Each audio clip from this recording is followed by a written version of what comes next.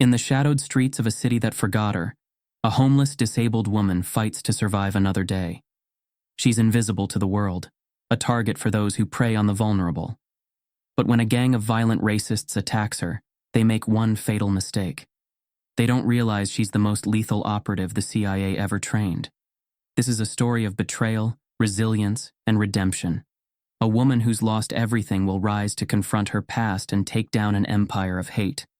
And by the time her enemies realize who she is, it'll already be too late. The faint glow of a dying streetlight barely illuminated the cracked pavement of the alley. Trash littered the corners, rustling faintly as a cool wind swept through the desolate urban maze. In the distance, faint shouts echoed from the nearby bars, the voices of a city that didn't care who was left behind. For Ava Blake, it was just another night. Her gloved hands gripped the worn rims of her wheelchair, the tires creaking slightly as she maneuvered the uneven path. The weight of her backpack pulled at her shoulders, its frayed straps biting into her skin. She adjusted her scarf against the cold, her movements practiced and deliberate. To any passerby, she might have seemed like just another struggling soul navigating the shadows of an uncaring world. But Ava was not just another soul. Her eyes, sharp and alert beneath her hood, darted toward a sound, a muffled laugh, a scrape of boots against concrete. She didn't turn her head, didn't slow her movements. Years of experience had trained her to recognize when she was being watched. Ahead, the alley narrowed, the dim light from the street lamp flickering as if it might give up altogether. Ava's instincts screamed at her to change direction, but there was nowhere else to go. She glanced over her shoulder just once, catching the silhouette of a figure leaning casually against a dumpster. His shaved head glinted under the weak light. "Well, look at this," he drawled, stepping forward, his voice dripping with mockery. "Out for a midnight roll, are we?" Ava's grip on the wheelchair rims tightened. She remained silent, her eyes assessing him as she rolled forward. He wasn't alone. Two more men appeared, their faces twisted in smug grins. One of them, a lanky figure with a jagged scar running down his cheek, moved to block her path. "Where are you off to, sweetheart?" he sneered, crouching slightly so their eyes were level. "You lost?" The third man, stockier and louder, let out a cruel laugh. "Or maybe you're just sightseeing, huh? People like you don't belong here." Ava stopped, her wheelchair still and silent. Her gaze flicked between the men, cataloging details: tattoos, boots, an unspoken hierarchy in their movements. They weren't just random thugs. "You got nothing to say?" the stocky one asked, his tone turning dark. He stepped closer, towering over her. "Or are you too scared?" Ava's lips pressed into a thin line, but her eyes remained steady. Calm. Watchful. "Looks like she thinks she's better than us," the scarred man muttered, circling her like a predator. "Maybe we should teach her a lesson." The first man leaned in, smirking.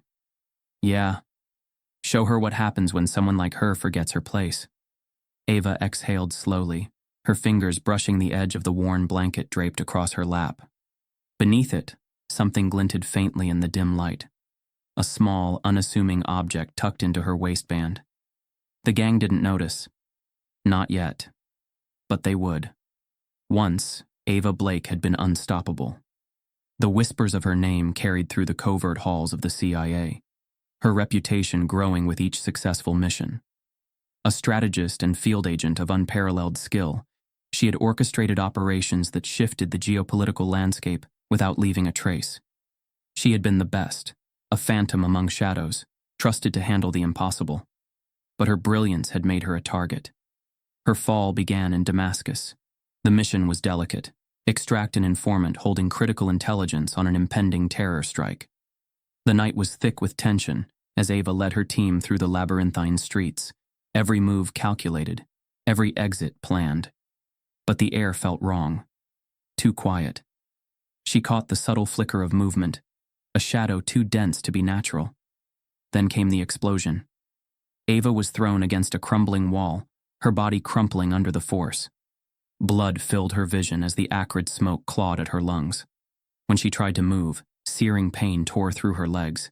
Around her, chaos reigned, fire and shrapnel consuming everything. But the worst was the silence that followed. Her team was gone. Backup never arrived. The agency's voice, usually steady in her earpiece, was absent. She learned later that her mission had been compromised from within.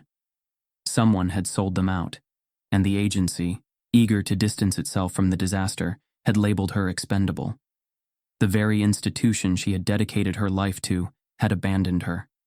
Her recovery was a brutal affair. Weeks in a hostile country before she could be smuggled back to safety, followed by months in a hospital bed. Surgeons worked tirelessly to salvage what they could, but the nerve damage was irreversible. She would never walk again. The scars that lined her legs were nothing compared to the invisible ones etched into her soul. By the time she was discharged, the CIA had moved on. There were no medals, no commendations, no visits from old colleagues. Instead, she was met with silence and a quiet severance package, a thinly veiled bribe to keep her from speaking out. Ava Blake, once a rising star, had been erased. Years later, the remnants of her life were scattered across the gritty underbelly of the city. Ava lived in the forgotten corners, where broken souls sought shelter from a world that no longer wanted them. Her home was an abandoned warehouse, its walls covered in graffiti, and its roof riddled with holes. The city's din filtered through the cracks, a cacophony of sirens, shouts, and the occasional gunshot. Her wheelchair, a battered but meticulously modified machine, carried her through the cracked streets and alleys. She had outfitted it with reinforced wheels and a concealed storage compartment, turning it into a quiet companion in a world that never stopped testing her. Yet, survival was a battle. The physical limitations were easier to navigate than the emotional ones. Nights were the hardest, haunted by nightmares of her team's screams and the betrayal that followed. Each time she closed her eyes, she saw their faces, trusting, loyal, staring back at her from the smoke. She had been their leader, their protector, and she had failed. The city, however, had no use for past glories or broken heroes.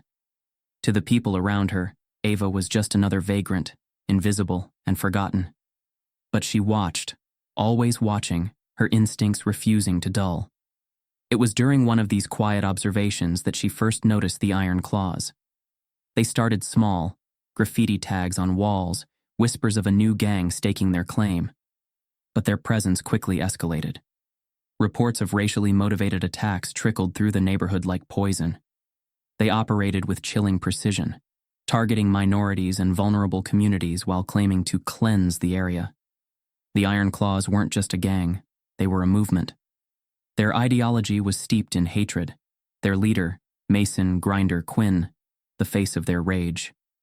A hulking man with a voice that commanded fear, Mason had an uncanny ability to galvanize others.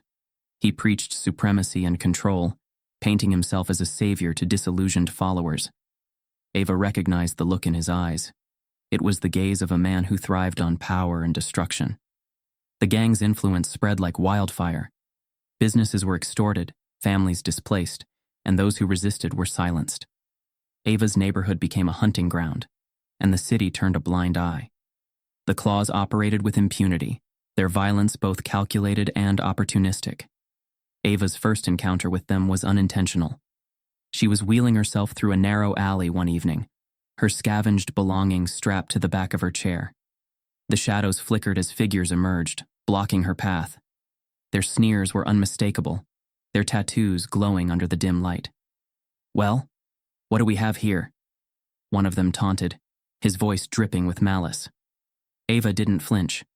She had seen predators before, and these men were no different. "You lost, sweetheart?"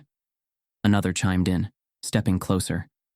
She could feel their underestimation, the way they saw her wheelchair as a sign of weakness. They didn't know who she was. They didn't know what she could do.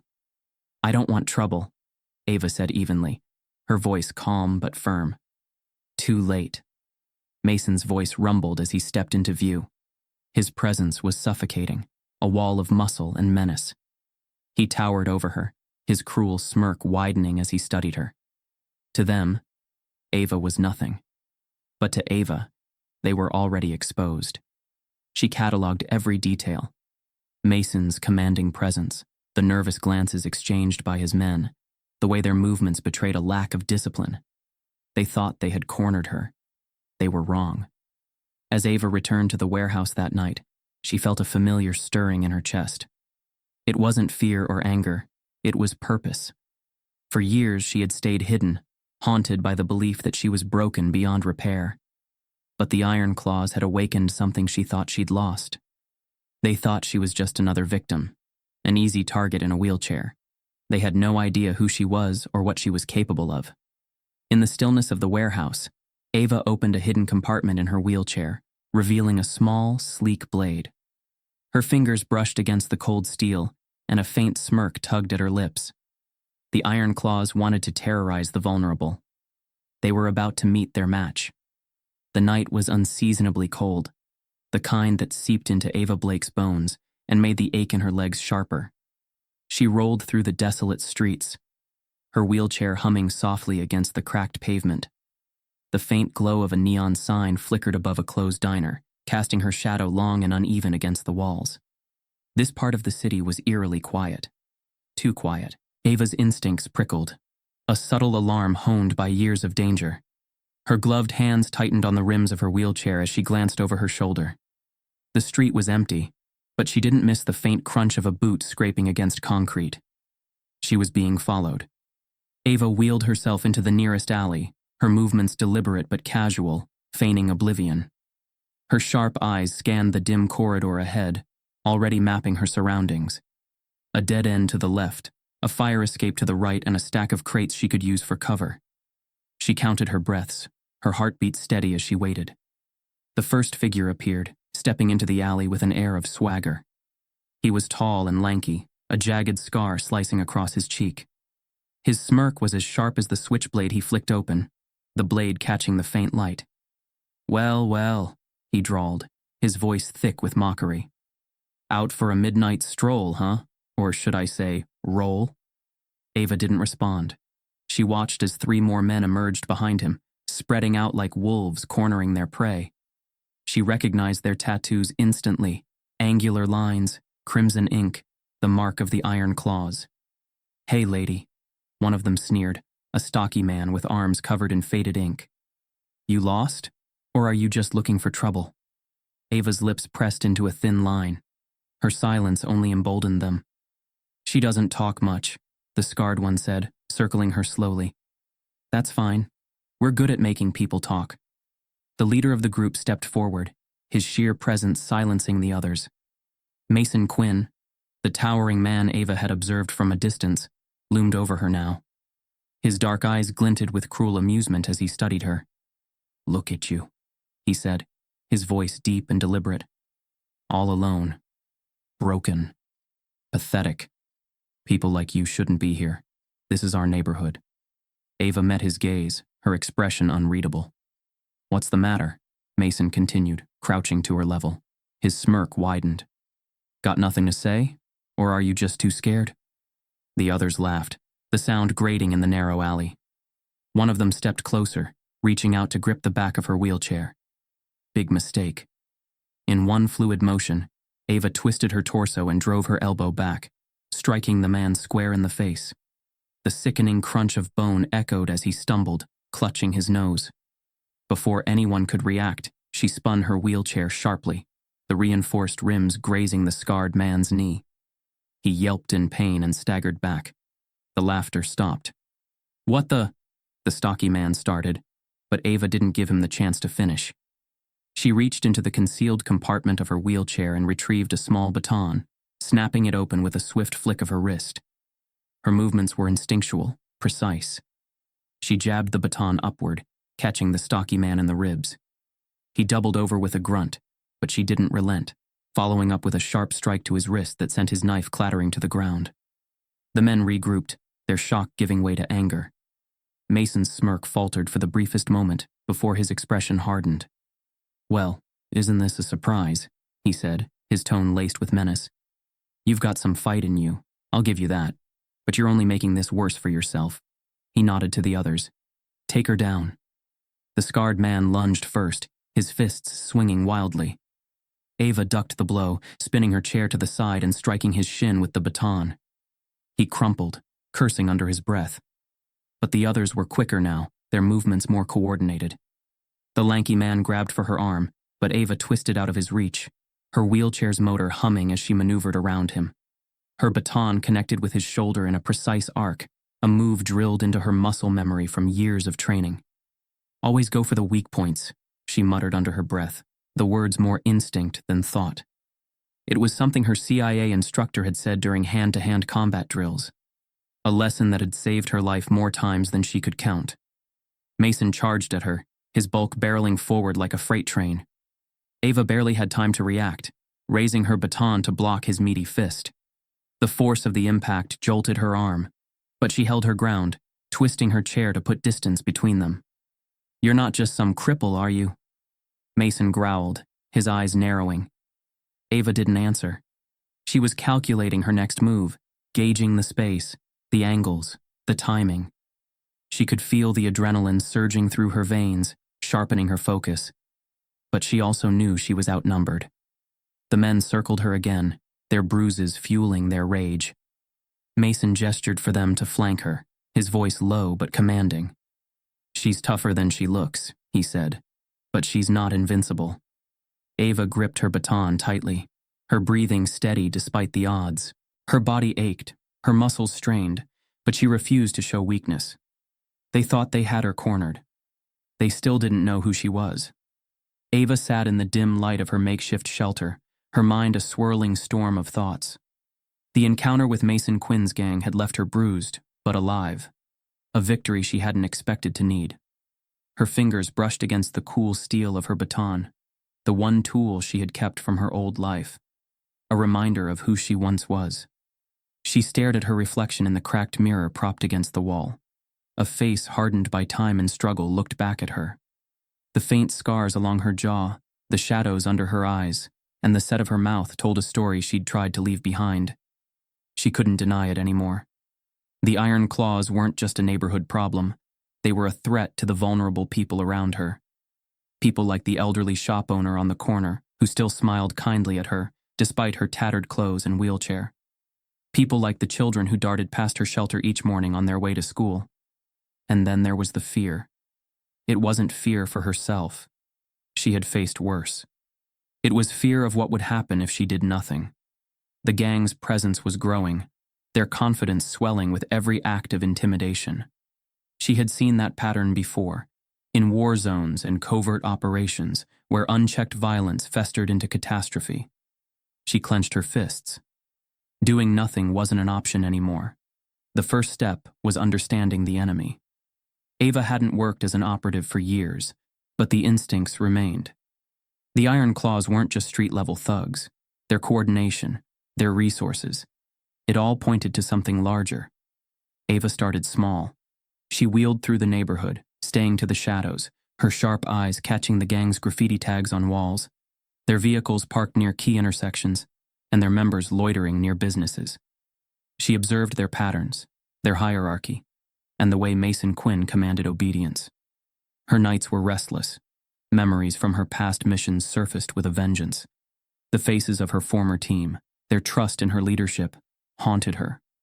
She remembered the last mission, the betrayal that had left her abandoned, broken, and questioning everything. But those memories weren't just a burden. They were fuel. In her small shelter, she opened a tattered notebook and began sketching maps, marking gang hotspots, noting times of their gatherings. Her handwriting was tight and precise, a habit from her years in the CIA. She gathered scraps of information from unlikely allies, the old shopkeeper who complained about rising extortion fees, the teenage delivery boy who had overheard gang members bragging about a shipment. Ava listened, her sharp mind piecing the puzzle together. One evening, as she lingered near an alley close to the gang's hangout, she overheard a conversation that made her blood run cold. "Quinn says the next delivery's coming in tonight," a wiry man said, puffing on a cigarette. "Big one, straight from the boss." "From Greystone?" his companion asked, lowering his voice. "Yeah, the boss is tightening the leash. Wants this place locked down. We mess this up, we're dead." Greystone. Ava's heart skipped a beat. That name was tied to her darkest memories, a criminal network that had infiltrated her last mission. The network she had tried to expose, only to be betrayed by her own agency. Her grip on her wheelchair's armrests tightened. The Iron Claws weren't just a local threat. They were part of something far more dangerous, something that had nearly destroyed her once before. Ava hesitated. The idea of stepping back into the shadowy world she had left behind felt like reopening a wound that had never fully healed. She had built walls around herself, convincing herself that the world could survive without her. But now, that lie was crumbling. That night, she sat in silence, her hands trembling as she stared at the notebook. "You can't keep running," she whispered to herself. Her voice cracked under the weight of the truth. The choice was clear: confront the gang and the criminal network behind them, or watch the neighborhood fall into chaos. She couldn't live with the latter. Ava's first move was to send a message. Using her knowledge of urban tactics, she began to sabotage the gang's operations subtly but effectively. She sabotaged their vehicles, cutting wires and puncturing tires under the cover of darkness. She slipped notes into the pockets of local business owners, urging them to document every interaction with the gang and pass the information to a trusted contact. She even broke into a gang stash house, planting a recording device in a hidden corner. It was risky, but her instincts guided her. By the time she rolled away from the scene, her heart pounding, she knew it had been worth it.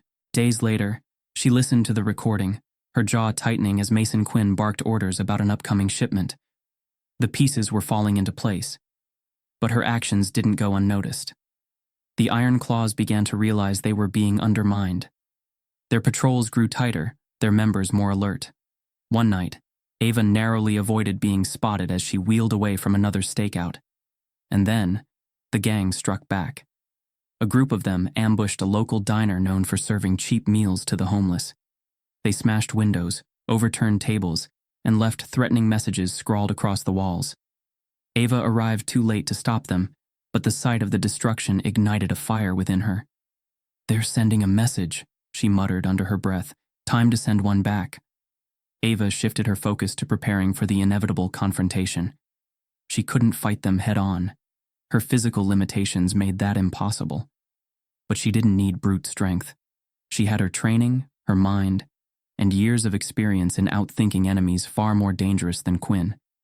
She rigged her wheelchair with hidden compartments, stashing small tools and defensive weapons. She improvised traps using items scavenged from alleys and abandoned buildings, tripwires, smoke canisters, and flashbang-style distractions made from old electronics. She studied the gang's movements, identifying weak points in their operations. She began planting misinformation, leaving false clues that sent them chasing ghosts. But the gang was closing in. Mason Quinn, furious at the disruptions, ordered his men to hunt down whoever was interfering.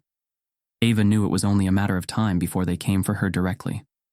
Ava's investigations uncovered the gang's plans to receive a massive shipment of weapons, supplies that would solidify their hold on the neighborhood and expand their influence. The shipment was being coordinated through Greystone's network, and Ava recognized the name of the contact handling the delivery. It was someone from her past. The revelation hit her like a blow. This wasn't just a battle for the neighborhood anymore. This was personal. She stared at the map pinned to her wall, her jaw tightening. She had to stop the shipment, not just for the people in the neighborhood, but for herself. This was her chance to confront the ghosts of her past, to reclaim the strength she thought she'd lost. The time for hiding was over. Ava wheeled into the night, her face set with determination. The gang had no idea what was coming, and for the first time in years, neither did she. The warehouse was darker than Ava anticipated, the air heavy with the acrid scent of oil and metal. She crouched low in her wheelchair, hidden behind a stack of rusted crates, her sharp ears catching fragments of conversation from the gang members gathered just a few feet away. "Quinn said this shipment's the big one," a gruff voice muttered. "Boss says if we screw this up, we're done." Ava's heart pounded as she listened, her instincts honed to detect more than the words. The tone, the urgency. It wasn't the usual bravado. Something bigger was at play here, and she needed answers. The leader's voice cut through the chatter. It was cold, commanding, and achingly familiar. "Shut up and stick to the plan," Mason Quinn barked. "We deliver this, and Greystone takes care of the rest. They've got bigger fish to fry, and I'm not about to be the one who screws it up for them." Greystone. The name hit Ava like a slap. Her breath caught, and her grip tightened on the rims of her wheelchair. Greystone wasn't just a name. It was the rogue CIA faction that had destroyed her life, left her for dead, and walked away clean. The pieces clicked into place with brutal clarity. The gang wasn't just a local menace. They were a cog in the same machine that had betrayed her years ago. She needed to get closer. Her wheelchair's motor hummed softly as she moved, her frame pressing against the shadows. She edged toward the center of the warehouse, where Mason Quinn stood overseeing the operation. Her sharp eyes locked on his face, and a shock of recognition coursed through her. It was him. Quinn had been there on her last mission, back when her legs still worked and her badge meant something. He wasn't just another thug. He had been an agent, part of her team. He had been there the night the mission turned, the night everything went wrong. And now, he was here, running a criminal enterprise tied to Greystone. Her mind raced back to that fateful mission. She remembered the betrayal, the ambush, the burning wreckage, and the cold, calculated way her own people had left her behind. Quinn had walked away unscathed. And now, he was the face of the enemy. The warehouse door creaked, and Ava froze. She heard heavy boots against the concrete, their rhythm deliberate. "Who's there?" Quinn's voice rang out, sharp and suspicious. Ava cursed under her breath. She had lingered too long. Before she could retreat, the beam of a flashlight swept toward her. It caught the gleam of her chair's frame, and the room erupted in shouts. "It's her!" one of the gang members yelled. "The one who's been messing with us!" Ava spun her wheelchair, her hands moving instinctively as she ducked behind a column. The sound of gunfire shattered the air, bullets ricocheting off the steel crates around her. "She's not just some cripple," Quinn growled, his voice filled with venom. "Find her, now!" Her cover was blown, her identity exposed. Ava's mind worked rapidly, formulating an escape plan even as she prepared for the worst. Ava waited, her breathing steady despite the chaos. When the first gang member rounded the corner, she moved. Her baton swung in a fluid arc, connecting with his wrist and sending his weapon clattering to the ground. She followed up with a jab to his knee, dropping him to the floor with a groan. Another man came at her, but Ava spun her chair sharply, the reinforced frame slamming into his side. He stumbled, and she didn't hesitate, delivering a precise strike to his temple that left him unconscious. Quinn's voice roared from across the warehouse. "She's not leaving here alive." He stepped into view, his gun raised, and Ava felt the full weight of his hatred. But this wasn't fear she felt. It was rage. "Still doing someone else's dirty work, Quinn?" she called out, her voice cold and sharp. "You never could think for yourself." His expression twisted with recognition. "Ava James," he said, his voice dripping with mockery. "Should have known you'd crawl back out of whatever hole they left you in. You're tougher than you look, but not tough enough." Quinn fired, and Ava wheeled hard to the side, the shot missing her by inches. She moved with precision, her wheelchair darting between obstacles as she closed the distance between them. The fight was brutal. Quinn was stronger, faster on his feet, but Ava had the advantage of training and strategy. She struck low, forcing him off balance, and her baton met his gun hand with a sickening crunch, but it wasn't enough.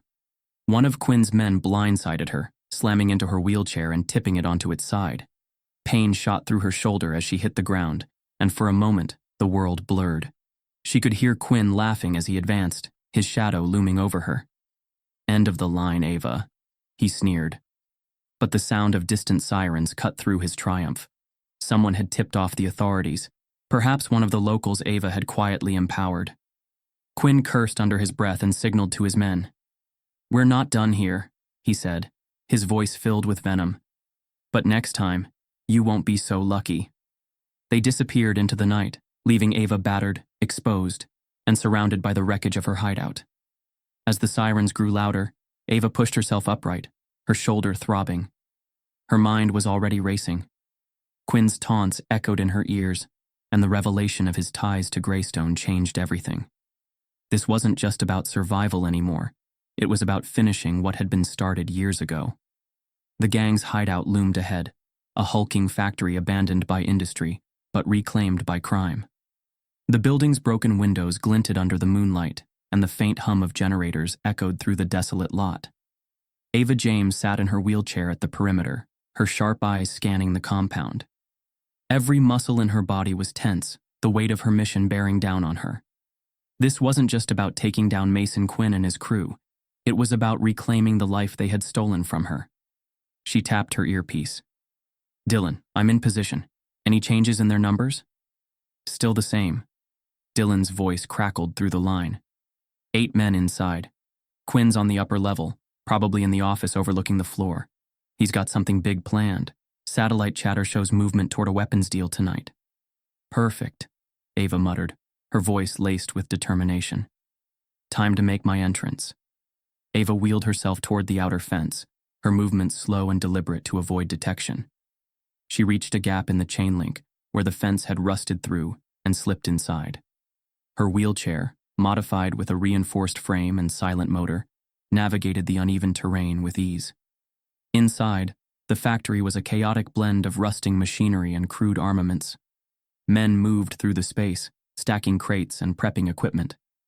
Ava's trained eye caught the glint of advanced weaponry, a disturbing escalation that confirmed her suspicions about the gang's growing ties to Greystone. She took a deep breath, her mind running through the plan she had rehearsed 100 times. Each step had to be precise. She couldn't afford a mistake. Using a small EMP device, Ava disabled the compound's cameras, plunging the gang into confusion. Voices shouted from the far side of the factory floor as gang members scrambled to figure out what had gone wrong. "Systems down," one of them yelled. "Get to the backup generator." Ava smirked. That would keep them occupied long enough for her to move deeper into the compound. The initial stages of her plan went off without a hitch. Ava dismantled the gang's comm system, sabotaged a stockpile of explosives, and quietly took down 2 of the men patrolling the lower level. Each move was methodical, a reminder of the CIA operative she had once been. But as she worked her way toward Quinn's office, a sudden noise stopped her cold, a metallic clang, followed by the whirring of machinery. Her wheelchair's motor sputtered and went silent.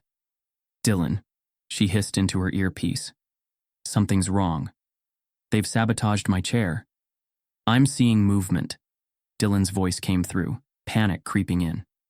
"Quinn must have anticipated this. There's a backup security system online. They know you're here."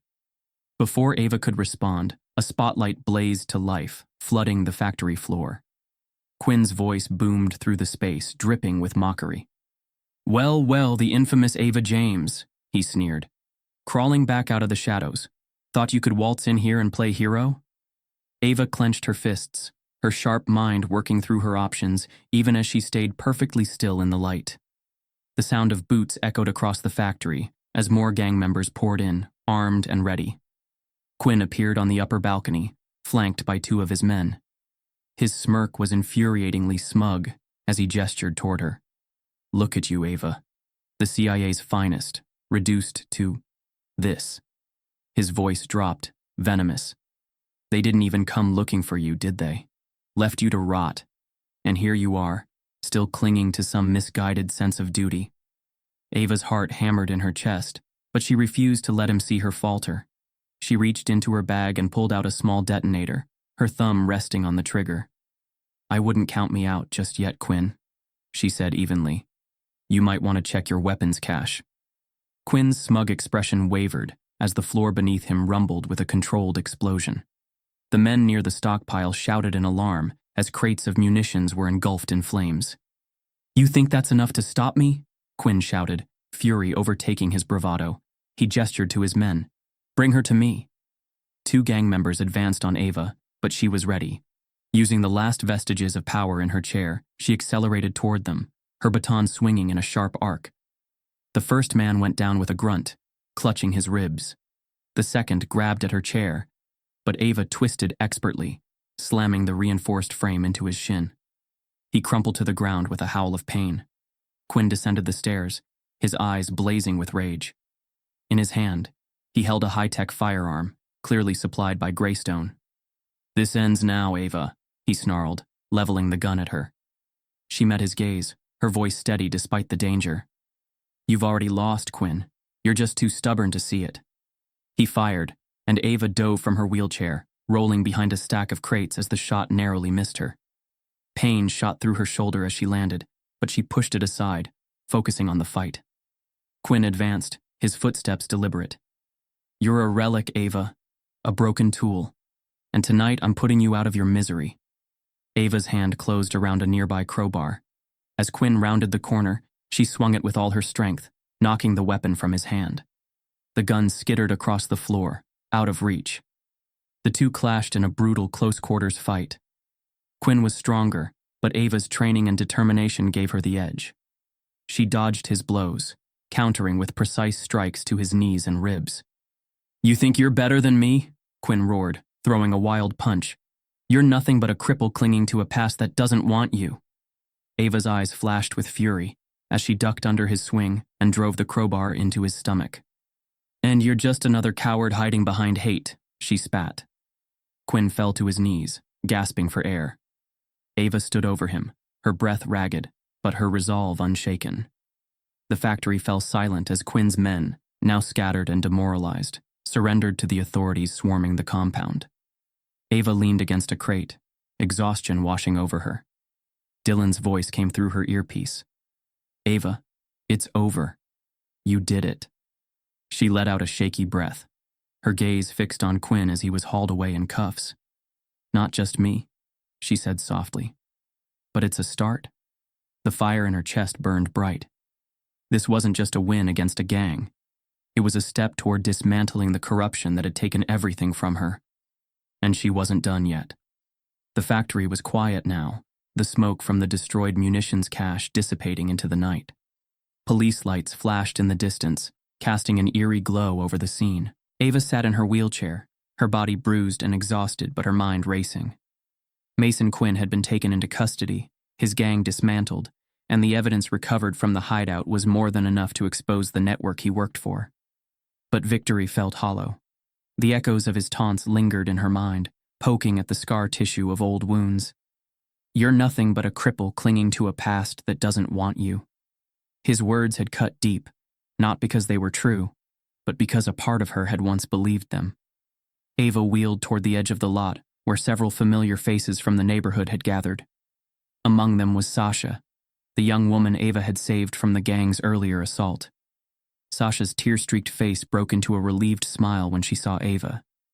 "You did it," Sasha said, running toward her. "They're gone. They can't hurt anyone anymore." Ava nodded, a faint smile touching her lips. "They won't be back, but the fight's not over. This is just one piece of a much bigger puzzle." The police were already loading evidence into vans, and Ava knew it would lead to the unraveling of the larger criminal network tied to Quinn. The community would be safer, at least for now, but the scars of fear and violence wouldn't heal overnight. Sasha hesitated, her voice trembling as she spoke. "What happens now? To you, I mean?" Ava glanced at the scene around her, the chaos settling into order, the police and community members working side by side. "I don't know," she admitted. "But I'm not disappearing again. Not this time." Later that night, Ava sat alone in her small shelter, the sparse room illuminated by the glow of a laptop screen. The files Dylan had pulled from Quinn's system were spread before her, and with every page, the scope of the conspiracy became clearer. Names, locations, and financial records linked the gang to a shadowy organization within Greystone, the same rogue faction that had betrayed her years ago. As she scrolled, she stopped at a familiar name. Robert Hayes, her former handler at the CIA. His signature was on a payment authorization tied to the gang's activities. The realization hit her like a gut punch. Hayes hadn't just abandoned her after the mission went wrong. He'd orchestrated it. Her chest tightened as anger and resolve surged within her. For years, she'd tried to bury the pain of her betrayal, convincing herself it was a personal failure. But now, the truth was staring back at her, undeniable and damning. Ava's hand hovered over her phone. She had Hayes' direct line, a number she hadn't dared to call in years. Her finger hesitated before pressing it, then stopped altogether. Not yet. This was bigger than Hayes. She needed a plan. The next morning, Ava met Dylan at the community center, which was undergoing repairs after the gang's earlier attack. Volunteers bustled around them, painting walls and replacing broken windows. "You look like you didn't sleep," Dylan said, handing her a cup of coffee. I didn't, Ava replied, her voice steady despite the exhaustion. There's more to this than we thought. Quinn's just a pawn in a much bigger game. I found connections to Greystone and Hayes. Dylan's eyes widened. Your old handler? What are you going to do? Ava sipped her coffee, her gaze fixed on the bustling scene around her. I'm not sure yet. But I'm done running from my past. I let it define me for too long. It's time to face it. Dylan studied her, a hint of admiration in his expression. You know, for someone who's been through hell, you've got more fight in you than anyone I've ever met. Ava smirked, her tone light, but her meaning sincere. That's because I'm not fighting for me anymore. It's for people like them. She gestured to Sasha, who was helping paint a mural on the center's outer wall. People who deserve a chance to live without fear. As the day went on, Ava found herself drawn into the community's efforts. She spoke to survivors, offering words of encouragement and helping organize resources for those who had been displaced by the gang's violence. For the first time in years, she felt a sense of purpose beyond survival. Her disability, once a source of shame and frustration, had become a symbol of resilience to those around her. The wheelchair wasn't a limitation. It was a testament to everything she had endured and overcome. That evening, as the sun dipped below the horizon, Ava joined the volunteers in unveiling the mural Sasha had helped paint. The image depicted a phoenix rising from flames, its wings stretching wide against a backdrop of stars.